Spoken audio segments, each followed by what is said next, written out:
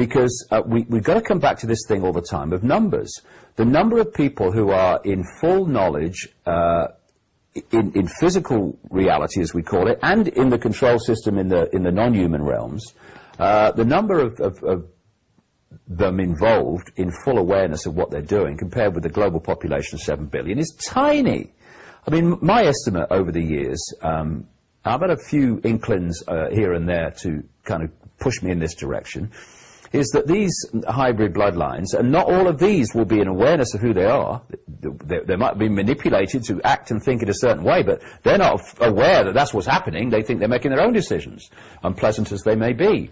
It's about 4 or 5% of the population. So when you look at that, you know, I think I see a way out of this. You know, you look at China, it's a wonderful example. China, in many ways, Bill, is a blueprint for the global society, where you've got the serfs and the slaves, and then you've got the control system, and there's no freedom, and information is edited, censored on the internet, all this stuff. We know what China's like. And then you look at the numbers.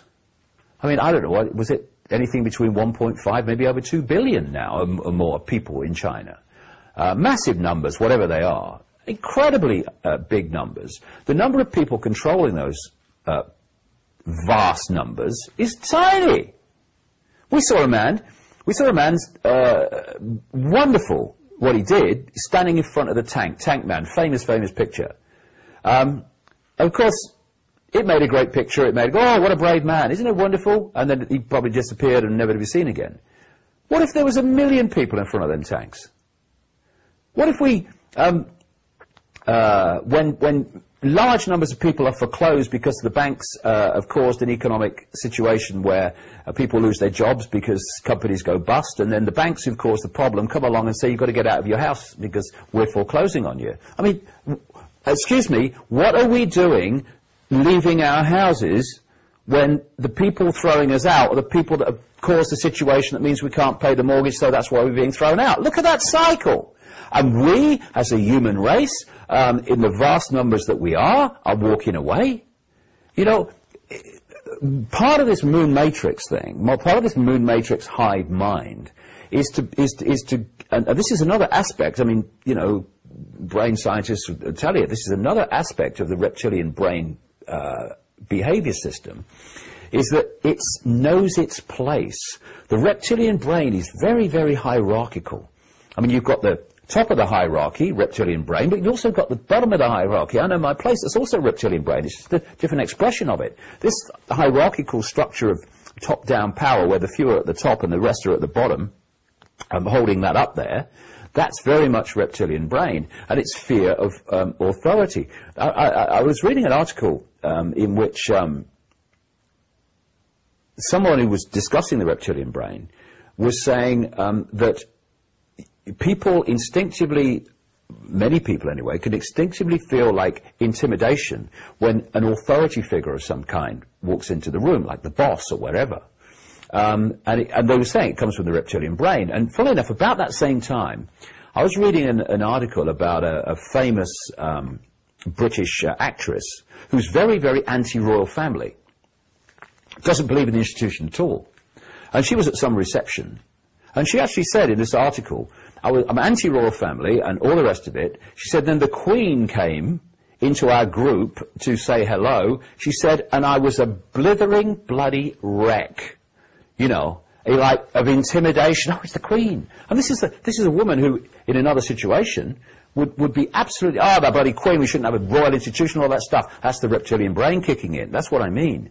And what it does, it makes vast numbers of people acquiescent to authority. And when the population in general are acquiescent or fearful of challenging authority, then the authority, by definition, is, okay, control system in place. And one of the great manifestations of this is you mustn't break the law. Well, okay, let's follow this through, shall we? These guys in dark suits, etc., are making laws which you have no control over. Yeah, okay. So then, they've made laws that you have no control over, but you're saying it's the law, so you must obey it. Yeah. Well, where do we go from here then? I tell you what we'll do. You put your hands out, and I'll put the handcuffs on, and then we'll go down the pub, because that's what you're saying. So if a law does not respect human freedom, if it does not respect human justice, if it does not respect basic fairness, if it's not about beneficial changes in society, but about imposition so the few can control the many, if it does not respect freedom and justice, it should not be respected. What are we doing? When you say to people, can't break the law, okay, well, and we're getting close to this now. If you look at the situations that are folding, I've done a whole chapter in the new book called Stealing the Children. What if they made a law that the state could take your children away, which is what they actually want? They're in the process of doing it. Would you obey it? Well, no. Oh, so we found a line here now. There is a Rubicon then that you will cross when the law gets so much of an imposition that it takes your children away. So all we've got to look at is, are we going to make that line where we resist? No more! At the point where, knock on the door, want your children please, got the van? Or are we going to move it here? Where we're saying anything that impacts on my basic freedom and the basic freedom of others, anything that impacts injustice on my life and the life of others, because if we think other people's problems are not our problem, that's divide and rule, and away we go, they got us. If we move that here and say no more, then the whole dynamic starts to change. Because what they're doing all over the world, not least in Britain, is they're quite demonstrably introducing more and more outrageous laws right across society down into the fine detail of our lives, whether it's where we put our rubbish bins out and when and all the rest of it. And if they don't meet resistance, then they say, no resistance, okay, even more silly, even more imposition, even more fine detail of your life.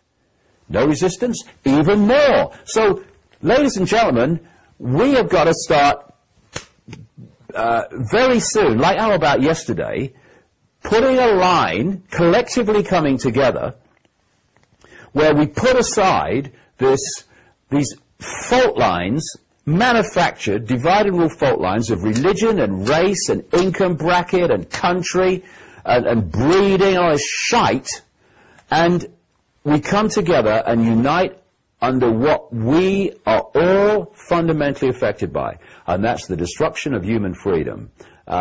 Because this is not a conspiracy to enslave Jewish people or Islamic people or middle-class Americans or any of it, South Africans, anything. It's a plot to enslave us all. And if we don't come together, we allow ourselves to be divided and ruled, then, you know, the epoch's changing anyway. But the nature of the change is going to be far more challenging than and far more unpleasant than it needs to be if we come together now and say here and bloody no further. Because when we do that when we produce that resistance, then the movement of this control system deeper and deeper into our lives must stop. But we're not resisting it. We're moaning about it. Some people are resisting it, but they're moaning about it. Oh, big brother. Oh, my goodness me. What's the country coming to? What's on telly? And that's it. And the thing is, it's not big brother that's bringing the control system in. It's little me allowing it to be brought in. Big brother is impotent without a mass perception of little me. And I'm unanimous in this.